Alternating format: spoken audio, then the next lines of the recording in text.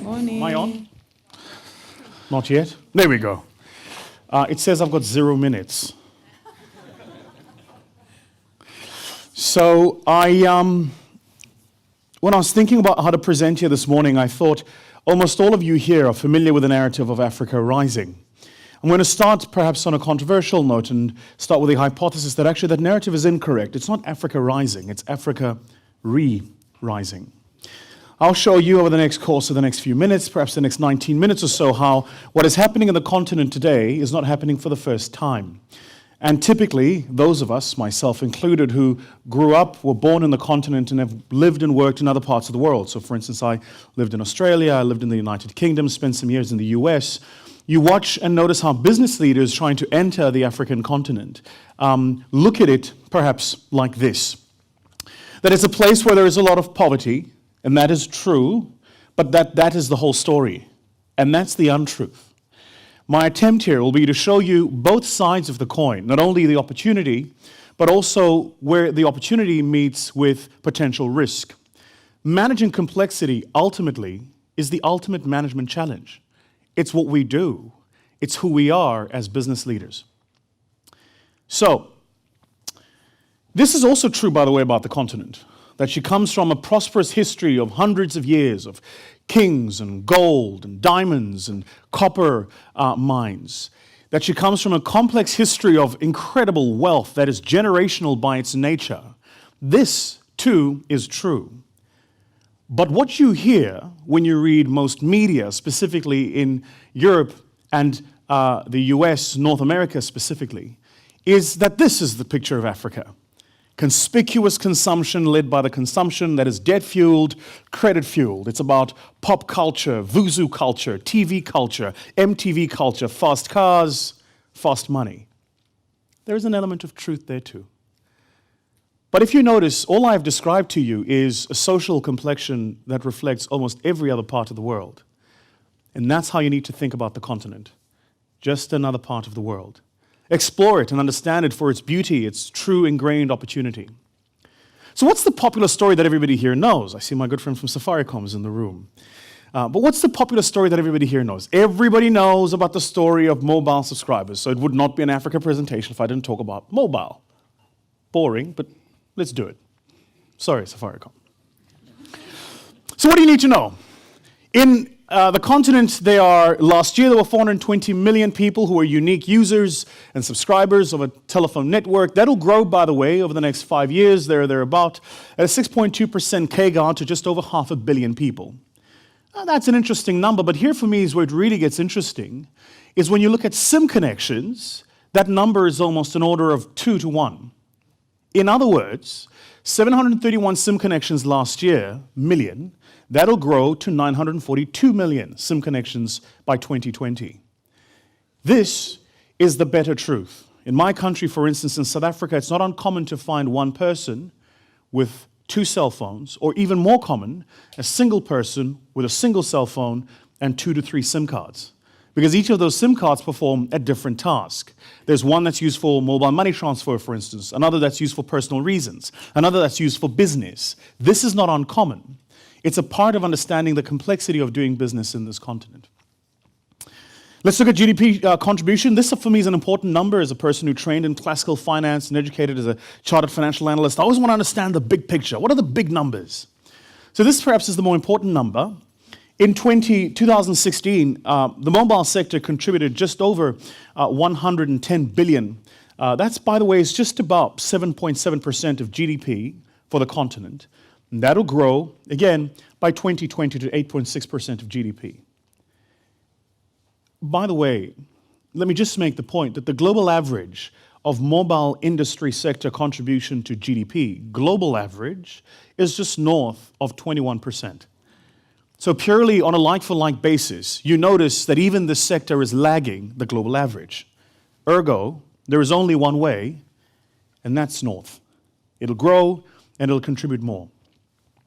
So, here comes the proud African in me. I've got to tell you, by the way, I am Zulu. I said this to Ilav yesterday. It's important for me to tell you that I'm Zulu, because if you ask a Zulu person, who are they won't tell you what country they're from. They won't tell you what what school they went to. They won't tell you their name. They will tell you first that they are Zulu. Why? Because we Zulus believe that there are two tribes in the world, Zulus and everybody else. We come from a great lineage of warriors. My family, for instance, Tembegwayo is a Zulu word that means the trusted ones. We come from a great lineage of warriors that were protectors and trusted. We conquered lands. We were true warriors, we were. First time the British Empire was ever defeated in the heyday of the British Empire outside Britain was when they came to face the Zulus in KwaZulu. Yeah. Marvel at my glory. So I would not be a true African if I didn't tell you about the proud history and heritage of my continent. What are some of the things that have come from Africa? Let's just go back. Let's cast our eyes back a couple of thousand years. Did you know that the precursor to the system of mathematics in the world as we have it today was first discovered by the Ashango tribe in West Africa? I'll tell you a bit about that in a minute. Did you know the first medical procedure ever performed in the world was performed first by the Egyptians, just over 2,700 BC? Did you know, and of course you do, that some of the most phenomenal architecture still rests resident in the continent? Let me tell you a bit about the Ashango tribe, because they, for me, were fascinating. The Ashango tribe in West Africa found a specific species of baboon, and they found with a specific species of baboon that regardless of height, width, or weight, the distance between the forearm and the elbow of all baboons, male and female, was exactly the same. This was an important discovery because what they wanted to do was to measure instruments, you see, and they figured that if they could use this specific bone as a measuring instrument, they then had the ability to measure. It was the precursor to the system of mathematics as you have it today. So in simple English, what I'm saying is every single time today you find yourself using a number, you should thank Africa. Thank us. Just us. First medical procedure performed in Egypt. Best architecture in the world. I've had the privilege of going now 3 times to the pyramids in Egypt still. And they are, of course, a modern marvel of engineering and architecture that the world today is still trying to understand. So, you heard in the introduction, I, for my sins, I suppose, work in the venture capital space. People ask me, what is venture capital? The truth is, we talk about it like it's science. It's not. It's a bit of luck, a bit of confluence, and a bit of, excuse the language, bullshit baffles brains. So I run the fastest growing venture capital fund in sub-Saharan Africa. My goal is to have it as the largest venture capital fund in the continent. And the large part is important because if you understand the challenges Africa has, you will also understand that she needs large institutions to enable her to unlock the opportunities of those challenges. We're in 4 countries. We talk about the 4 horsemen in our firm. We're in South Africa, where I'm from. We're in Nigeria, which I love.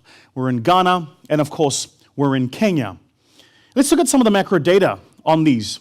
South Africa, 56 million people, thereabout, GDP per capita, $5,200 GDP per capita.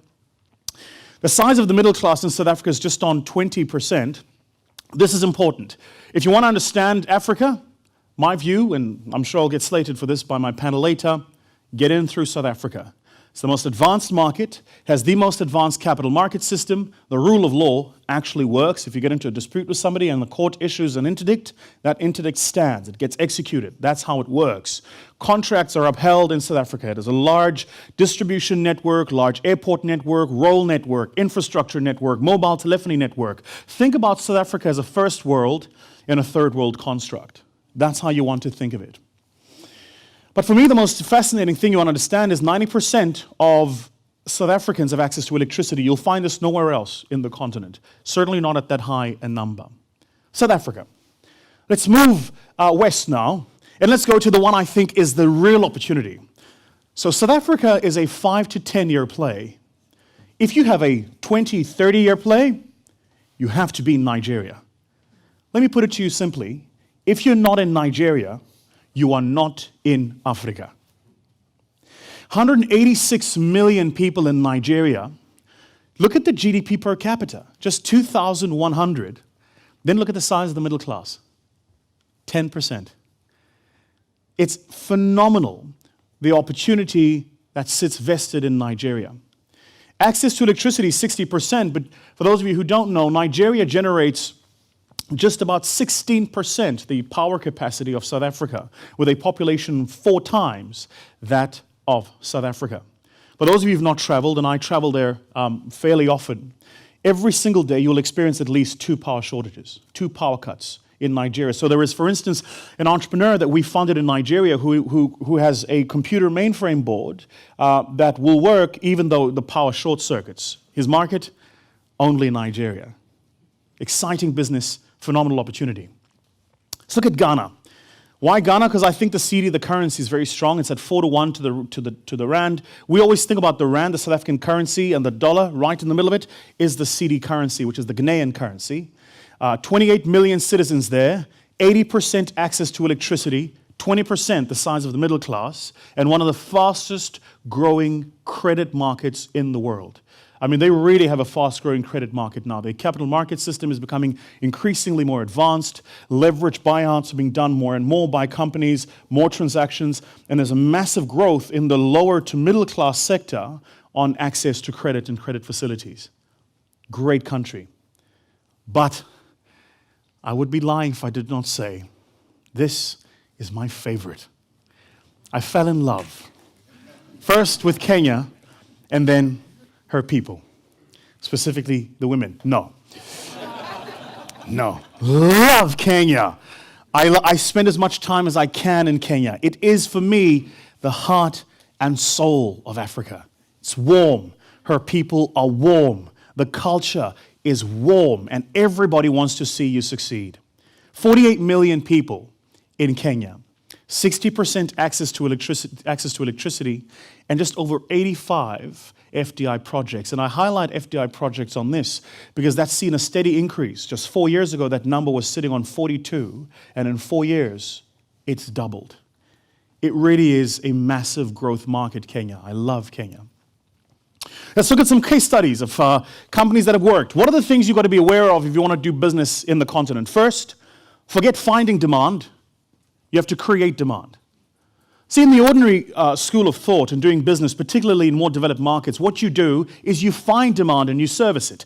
In Africa, it's different. You have to create demand. And here's a good example of this.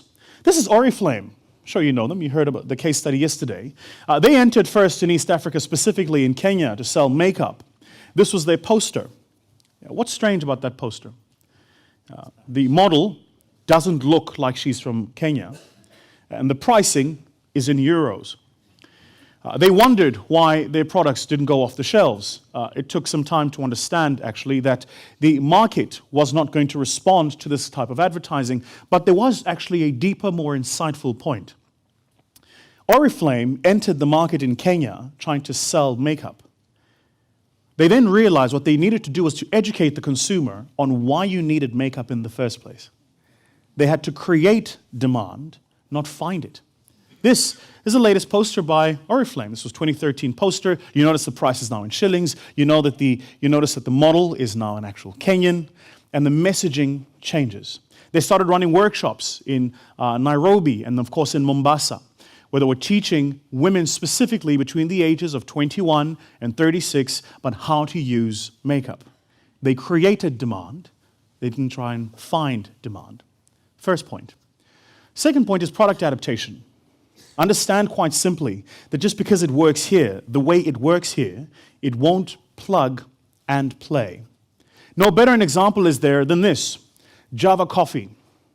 So many international coffee houses have tried with limited success to enter particularly the East African market.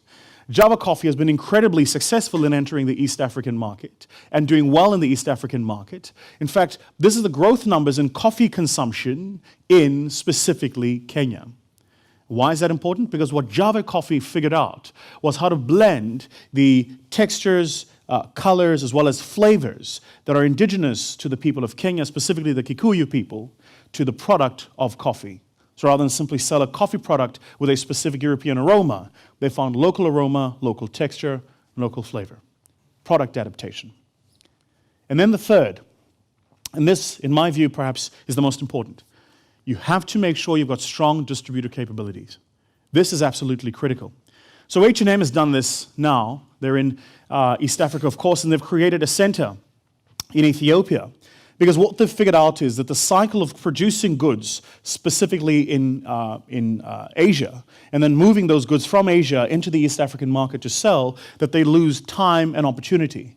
And so they've set up a center in East Africa, in Ethiopia, that'll do two things. One, give them better distributor capabilities, get better goods in stock more often at a better price. And two, and this is the most important, try to localize the fashion language. Because for those of you who are not aware, Africans, like myself, are becoming increasingly African.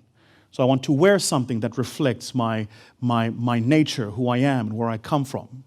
I don't just want to be a black version of James Bond. Although, admittedly, I think I pulled it off this morning. I think I did well. Very good, very good. This, for me, we pulled these numbers. This was the most fascinating statistic. So if you drive around in most parts of Africa, South Africa excluded, you'll find a lot of Japanese second-hand cars. So I said to my team, I said, could you guys find out for me how many Japanese cars are exported to the continent? Look at that exponential number. Just under 20,000 and 2,000. And by the way, these were undeclared. The customs officials then get better at their jobs because they figure out there are all these cars driving around our roads. Nobody knows where they come from, who bought them, who sold them, how they got here, what price they were sold at, and there were no customs duties paid. Of course, it always takes the regulators some time, but they catch up 5 years later. And then we go from an undeclared situation to a declared situation. Notice 2013, 2014, and 2015, the phenomenal rise of Japanese cars exported to Africa. Why is this important?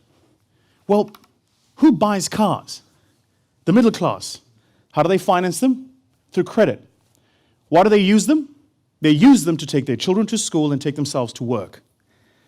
But most importantly, where do they use the car? On a tar road.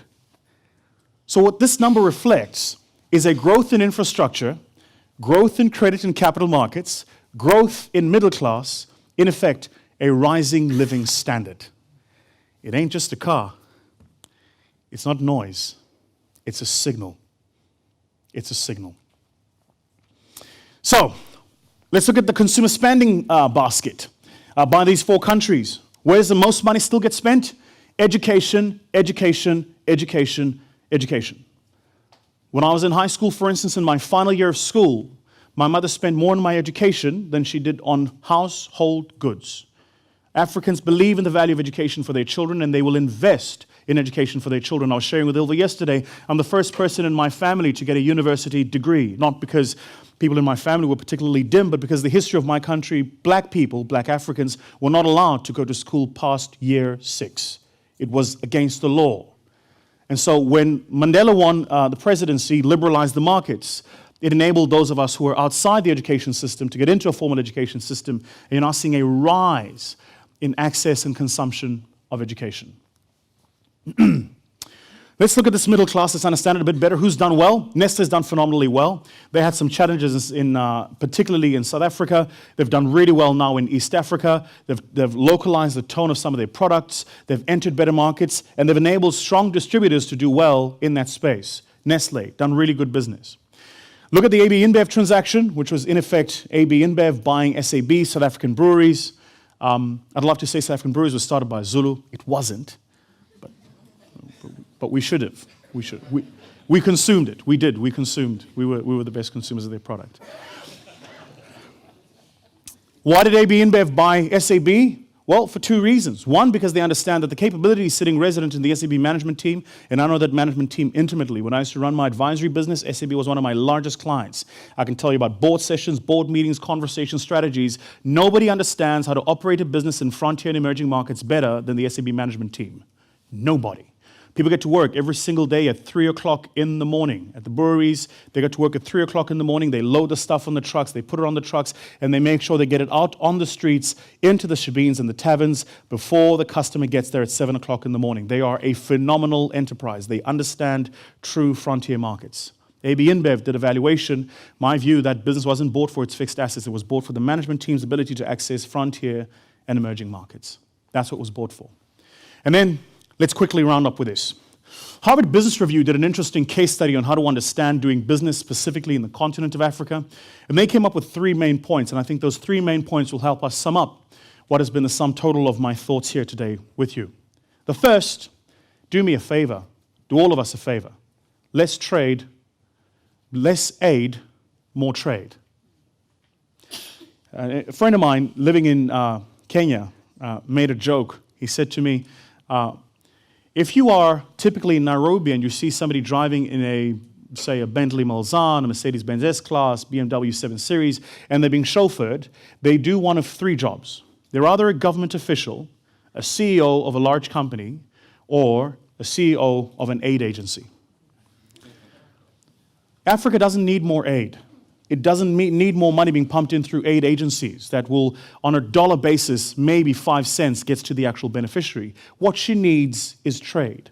She needs trade, she needs skills, she needs export of opportunities so that she herself can better herself. Less aid, more trade. The second, and I think for the audience here today, this is perhaps the most important. There is no denying that all of you from the various firms you come from have a global technical competence.